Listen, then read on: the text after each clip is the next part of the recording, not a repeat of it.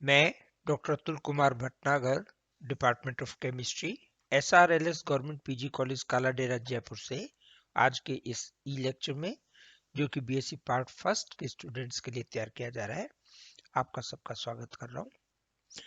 आज unit third, जो chapter third है आपका कोर्स में, उसको स्टार्ट करेंगे। चैप्टर थर्ड जो है वो आपका डील करता है स्टीरियो केमिस्ट्री से। और स्टीरियो केमिस्ट्री क्या चीज है, उसके लिए सबसे पहले अपन बेसिक देखेंगे कि आइसोमेरिज्म का एक पार्ट है। आइसोमेरिज्म क्या है कि कोई भी केमिकल फॉर्मूला हो, अणु सूत्र हो, उसके कई यौगिक हो जो भौतिक और रासायनिक अभिक्रियाओं में गुणों में अंतर रखते हो, ऐसे यौगिकों को आइसोमर कहते हैं। और इस घटना को आइसोमेरिज्म, तो इसकी परिभाषा आप कैसे दोगे? ऐसे यौगिक जिनके अणु सूत्र तो समान हो, लेकिन उनके भौतिक अथवा रासायनिक अथवा दोनों प्रकार के गुणों में भिन्नता हो, ऐसे यौगिकों को आइसोमर कहते हैं, समावयवी कहते हैं। और इस घटना को आइसोमेरिज्म या समावयवता कहते हैं। आज जो अपन इसमें स्टार्ट करेंगे, स्टीरियो केमिस्ट्री आपके पूरे कोर्स में है और उसी से पूछा जाता है, तो अपन बेसिक से स्टार्ट करेंगे। ये आपने पहले 12th में पढ़ रखा होगा समावयवता, उसका बस एक कितने प्रकार की समावयवता है, क्या है, ये पढ़ेंगे और उसके बाद स्टीरियो केमिस्ट्री शुरू करेंगे। तो अब अपन आज का टॉपिक शुरू करते हैं।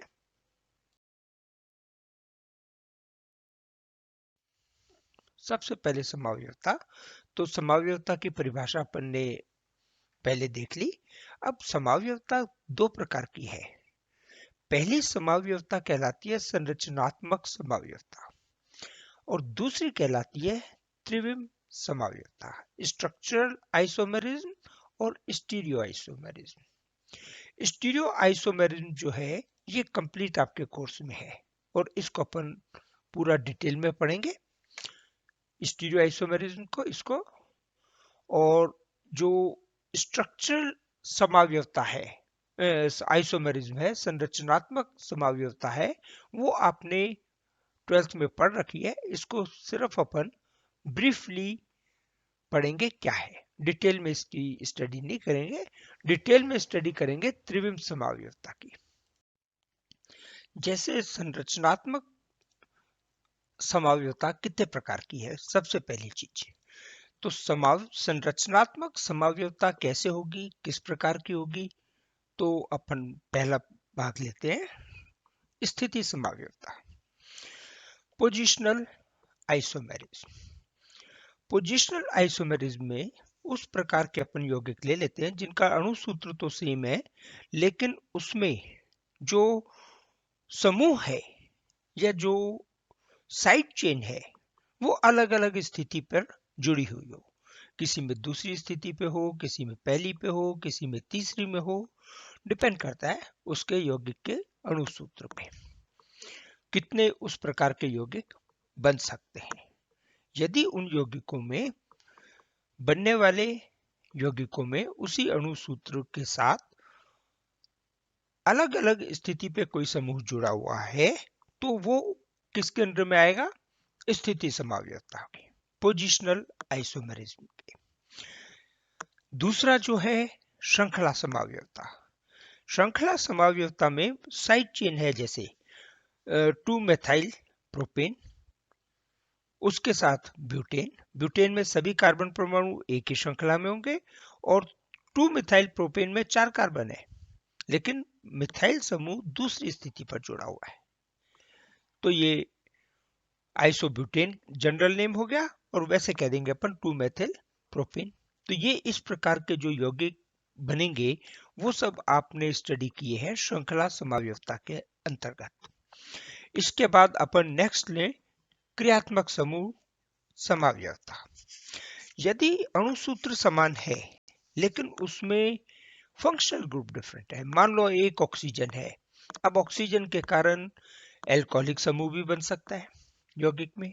ऑक्सीजन एक है, उसके कारण कीटो समूह भी बन सकता है, एल्डिहाइड समूह भी बन सकता है, ईथर भी बन सकता है। तो ये जितने यौगिक बनेंगे उस अणुसूत्र के अनुसार वो क्रियात्मक समूह की समावयवता के अंतर्गत अपन स्टडी करते हैं। ये आप ऑलरेडी पढ़ चुके हो। नेक्स्ट है मध्यावता। मध्यावता आप डिस्कशन कर चुके हो। और मध्यावता में क्या है कि ऑक्सीजन है, ईथर में जुड़ा, उसमें किस पोजीशन पे जुड़ा। ऐसी क्रियात्मक समूह जिनमें कम से कम दो संयोजकताएं दो भिन्न एल्काइल समूह से जुड़ी हुई हो। किसी समूह की दो, जैसे ईथर है, ईथर श्रृंखला में तीसरे कार्बन पे जुड़ा हुआ है, 6 कार्बन का है मान लो यौगिक, और एक यौगिक ऐसा बनता है जिसमें दूसरे कार्बन से जुड़ा है, और एक यौगिक ऐसा बनेगा जिसमें पहले कार्बन से जुड़ेगा। अब साइड चेन है, उसमें भी कोई साइड चेन हो सकती है। 6 कार्बन एटम में पहले से मान लो ईथर ग्रुप जुड़ा और तीसरे कार्बन पे कोई एक मिथाइल ग्रुप जुड़ गया, टोटल अणु सूत्र वही रहेगा। तो इस प्रकार की जितनी समावयवता है जिसमें समूह की कम से कम दो मुक्त संयोजकताएं अलग अलग एल्काइल समूह से जुड़ी हुई हो, वो अपन स्टडी करते हैं मध्यावता, मेटामेरिज्म के अंतर्गत। दूसरी और लास्ट है चलावयवता, टोटोमेरिज्म। टोटोमेरिज्म में क्या है, इनोल फॉर्म कीटो फॉर्म में चेंज होती है, कीटो फॉर्म इनोल फॉर्म में चेंज होती है, उसको क्या कहते हैं अपन, कीटो इनोल टोटोमेरिज्म।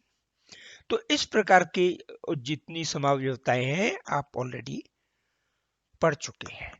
अब अपन बात करें स्टीरियोकेमिस्ट्री की, जो आपके कोर्स में है। तो स्टीरियोकेमिस्ट्री को पुनः दो भागों में बांटा गया है।